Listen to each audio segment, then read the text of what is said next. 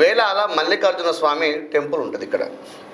ఆ టెంపుల్ లోపల ఇది హిందువులకు అత్యంత మాసం ఏదైనా పవిత్రమైందంటే కార్తీక మాసంలో పూజలు పునస్కారాలు అవి ఉంటాయి. అయితే ఇక్కడ ఏం జరుగుతుందంటే వేలాల లోపల ఆ ప్రసిద్ధమైన పుణ్యక్షేత్రంలో కేవలం మహాశివరాత్రికి జాతర కాకుండా ఇక్కడ ఉన్న ఈవో గారు ఏంటంటే ఇక్కడ ఏమంటున్నారంటే వేలాల గ్రామంలోని వేలాల మల్లికార్జున స్వామి ఆలయ ఈవో గారికి పలుమార్లు చెప్పాం.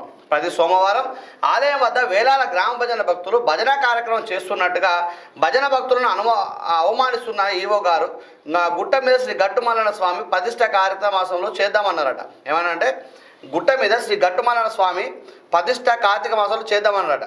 కార్తీక మాసం సందర్భంగా పెద్ద సంఖ్యలో మహిళలు కోలాటం ఆడుతుంటారు.